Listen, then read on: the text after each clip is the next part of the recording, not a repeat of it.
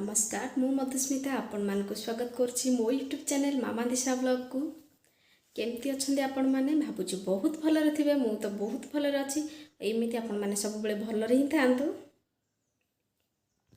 एबे तो 7:30 हो गला लगुच 9टा है परीक्षा जल्दी जल्दी रोषे सारिदेवी कहीं आज बहुत काम अच्छी बाबा जल्दी खाई मार्केट जीवे कारण सोनी को एंगेजमेंट मार्केटिंग करार अच्छी भोजी भोजी से मार्केटिंग जीवे 10टा भितर मत रोषे सारे पड़ो अब जल्दी जल्दी जाकि रोषे सारिदेवी चलत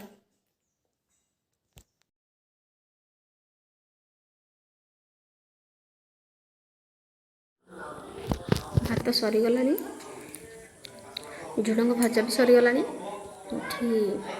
छोट छोट मम्मी कौ मो मम्मी देला से कौ गुड़ाक बहु सफा करदे मुझे भलसे धोई दूसरी धोईदेला भाजीदेवी बहुत जल्दी अच्छी जल्दी जल्दी सरले खाई जी बाबा कही से जल्दी जल्दी मतलब माछ धोवाई पड़ो कारण लेट हो गला भी बहुत एबे भी 8:30 भी हो गला जल्दी सारबी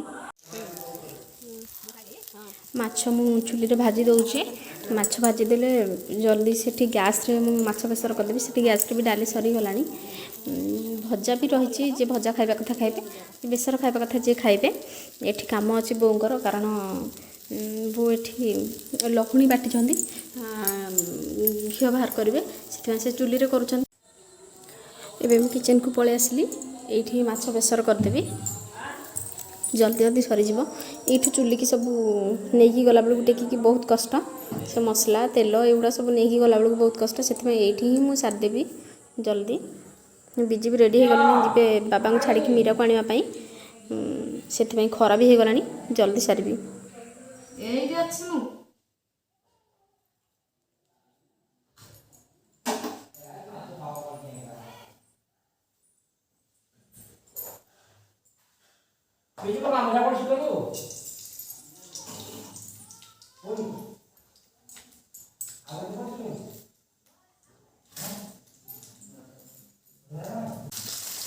Ya, panggil aku. Panggil macam ni lah. Oh, ni. Kamu jawab tu. Ana, kamu tak jawab tu. Yang jawab mana? Hei.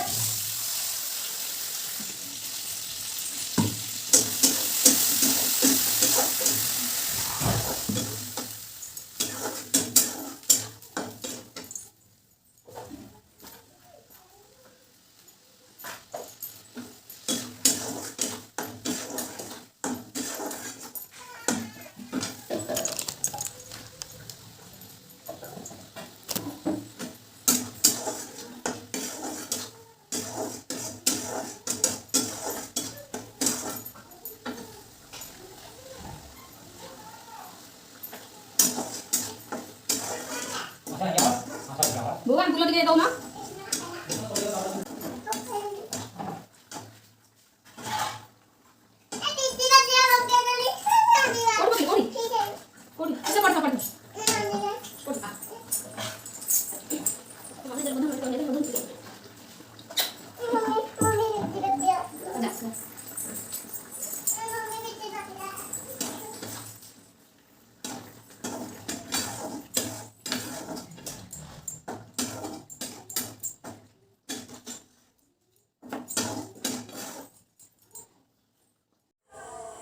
ये भी सब कम फिनिश बाबा बिजी खाई बस से माने जीवे लेट हो गला दिशा भी सागर बस किसी खाइबार ना ना खाली एमती पकाऊँ से पकाऊँ पा पकाऊँ तार सब यही कम ये टाइम 9:30 हो गला दिशा गाधे दूसरी जल्दी ठंडा भी होती तथा गाधे दूसरी न गाधेले भी देह बेस खराब हो जाऊँगी लेकिन मानुनी से कौन निजे गाधे सब पानी बहुत खरा दिन एबे आमे सान बो मु खाई दौचु सोनी तो नहांती कॉलेज जाइछन एग्जाम अच्छे से सकाल पलि टिफिन करके बो तो खाई ना बो पर खाइबे बो सान बो मु दिशा खाऊ खाइबा सरीगला दिशार से क्या कहबनी हाथ धोयापाई तार से चेयर अच्छी से निजे नहीं निजे जाकि हाथ धोईदेव भारी दुष्ट चालाक भी बहुत हाथ भी पाऊनी मिड़िकी सेमती हाथ धोईदेव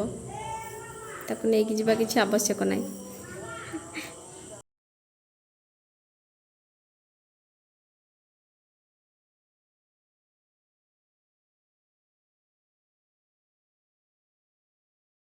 ସବୁ ସରିଗଲା। ଆମେ ଆଜି ପଳେଇ ଆସିଲୁ ଟିକେ ବୁଲିବା ପାଇଁ କାରଣ ବହୁତ ଗରମ ଲାଗୁଛି।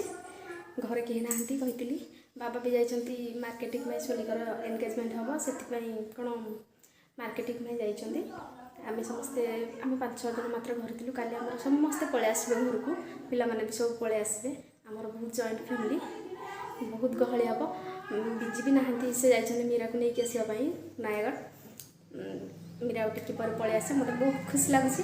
ଆଉ ସୋନି ବି ନାହାନ୍ତି, ତାଙ୍କର ଏକ୍ଜାମ୍ ଚାଲିଛି, ମୀରାଙ୍କର ବି ଏକ୍ଜାମ୍ ଚାଲିଛି। ସରିଲା ପରେ ସେ ଆସିବେ, ବାସ୍ କାଲି ଦିନଟା ରହିକି ପଳେଇବେ। ଆଉ ଟିକେ ପରେ ଆମ ଘର ଗହଳି ହେଇଯିବ, ବହୁତ ଖୁସି ଲାଗୁଛି। ଏବେ ସବୁ ଖାଇବା ପିଇବା ସରିଗଲା। ଘରେ ବହୁତ ଗରମ ହେଉଛି, ଟିକେ ପଳେଇ ଆସିଲୁ ବାଲକୋନିକି। ଦିଶାର ଖାଲି ଦୁଷ୍ଟ କାମ, ତାକୁ ଆଣିବା ପାଇଁ ମୋତେ ସେଥିପାଇଁ ଭୟ ଲାଗୁଛି। ସାଙ୍ଗରେ ନେଇକି ଆସେ, ସାଙ୍ଗରେ ନେଇକି ଯାଏ ତାକୁ। ଦୁଷ୍ଟ ହେଇ ଖାଲି ଏଇ ଅନେଇଲି ଆଡ଼େ ବୁଢ଼ୀ ହାଇ କରିଦିଅ।